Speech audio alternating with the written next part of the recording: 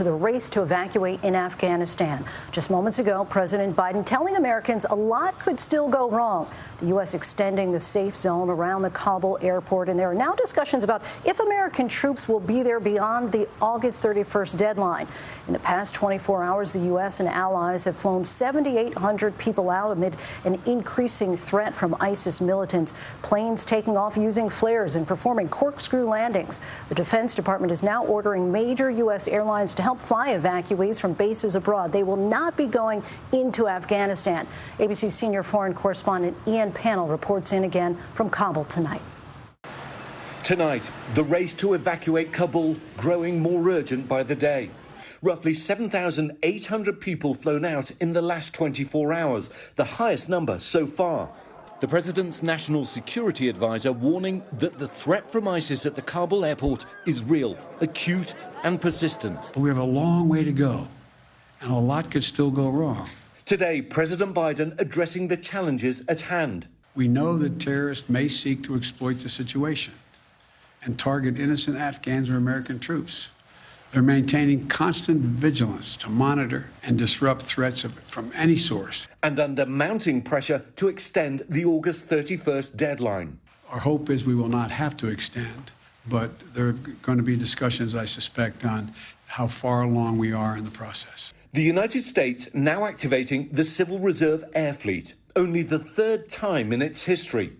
6 U.S. commercial airlines will provide 18 aircraft to help move passengers arriving at bases outside Afghanistan. In short, we're not flying them directly to their country, we're flying to these processing stations. We're working with more than 24 countries across 4 continents. At these sites where they're landing, we are conducting thorough scrutiny, security screening for everyone who is not a U.S. citizen or a lawful permanent resident. Anyone arriving in the United States will have undergone a background check. It's been a week since the Taliban took hold of the capital of Kabul. The situation inside the city deteriorating faster than many expected. A NATO official confirming that at least 20 people have died in and around the airport since last Saturday. And among the 7 Afghan civilians that were killed just yesterday, we're now learning that one of them was just 2 years old. Reports that she was trampled to death. Her mother, a former interpreter for an American company, telling the New York Times, "I felt pure terror.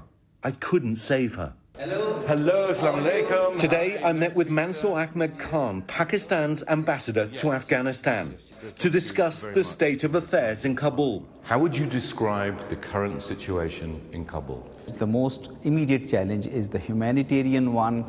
Many people want to go, want to leave this place. If this process was done in a more orderly manner, we could have maybe saved those precious lives. But having said that, it's never too late. It is important that we should bring our action together once again and try to work out the remaining part of the evacuation or humanitarian effort in a more coordinated and a more orderly manner, and this goes for all the sides. And for those Afghans who've managed to leave the country, now another challenge awaits, adjusting to a new life in a foreign land. Hundreds now seeking temporary shelter here in Northern Virginia. This young father, whose identity is concealed, saying he's grateful to America for keeping his family safe. Now we are safe. Now here, appreciated for your help, appreciated for your kindnesses, for everything. Despite an increase in the numbers of Afghans getting through to the airport and out of the country, there are still far more people waiting to be evacuated from Afghanistan than have managed to flee. And tonight, a serious warning from a senior diplomat here in Kabul who believes that not all Afghans who are eligible to get out will be allowed to do so. Lindsay? So much uncertainty remains. Ian, thank you. As President Biden updates the nation on Afghanistan, he's facing an avalanche of criticism for his handling of the crisis. Still, the president insists history will judge his decision was the right one. Here's ABC's White House correspondent, Mary Alice Parks. With President Biden under fire, the White House tonight releasing this photo.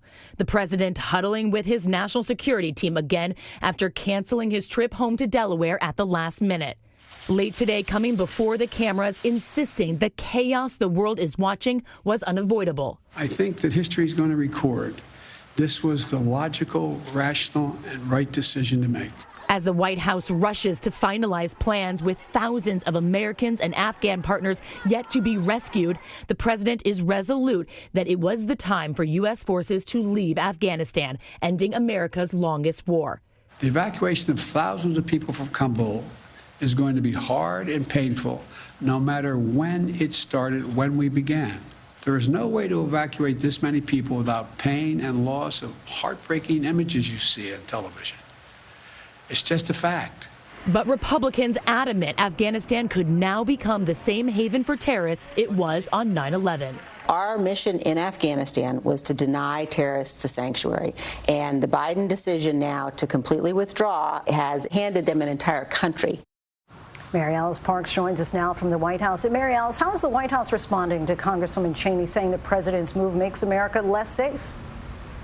Well, Secretary Blinken said today that al-Qaeda's capability in Afghanistan has been vastly diminished, and that if the group were to reconstitute itself there, the U.S. government would be able to see that. But after this last week, you can imagine the administration is going to face much more skepticism about their intelligence inside Afghanistan.